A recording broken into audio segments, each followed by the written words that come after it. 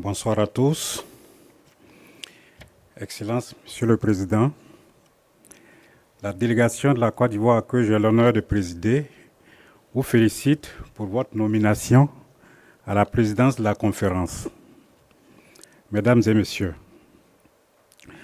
je voudrais au nom de son Excellence M. Alassane Ouattara, président de la République de Côte d'Ivoire, exprimer toute notre gratitude au gouvernement et au peuple de la République d'Azerbaïdjan pour l'accueil chaleureux et l'hospitalité réservée à ma délégation, ainsi qu'à l'Union internationale des télécommunications pour l'excellente organisation de cette conférence mondiale du développement des télécommunications. Monsieur le Président, depuis son adhésion à l'UIT en 1960, la Côte d'Ivoire est demeurée un membre actif et engagé, animé par la conviction que le numérique est un puissant levier de développement et de transformation économique et sociale. Dans cette veine et sous la haute vision de son Excellence le Président de la République, le ministère de la Transition numérique et de la digitalisation poursuit la mise en œuvre d'une politique ambitieuse de développement du numérique en vue de faire du numérique le moteur d'une croissance inclusive et durable au service du bien-être de nos populations. Permettez-moi de partager quelques résultats de cette politique obtenue depuis 2024 notamment.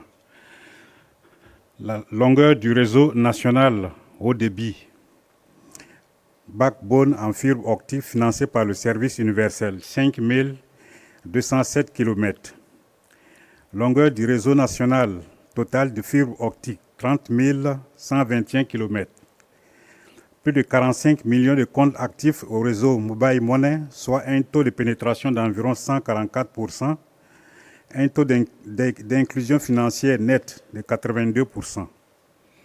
Monsieur le Président, mon pays continue de bâtir un écosystème numérique dynamique soutenu par des réformes et des projets structurants, au nombre desquels la stratégie nationale de la gouvernance des données pour promouvoir une économie fondée sur la donnée et renforcer la souveraineté numérique, la stratégie nationale de l'intelligence artificielle pour positionner la Côte d'Ivoire comme hub régional de l'innovation numérique, la stratégie nationale de cybersécurité 2021-2025 qui renforce la résilience du cyberespace national et la confiance numérique, le programme national de connectivité rurale visant à réduire la fracture numérique et à assurer l'accès universel aux services de télécommunications dans plusieurs localités rurales auparavant non desservies.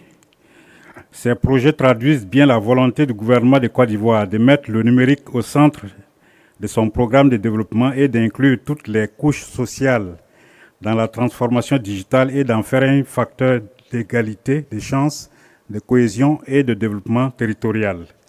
Monsieur le Président, la Côte d'Ivoire contribue activement aux travaux du secteur de développement de l'UITD. Elle assure la présidence de la commission d'études 1 de l'UITD, la vice-présidence du groupe consultatif du développement des télécommunications, ainsi que plusieurs postes de vice-rapporteurs dans les deux commissions d'études du secteur de développement.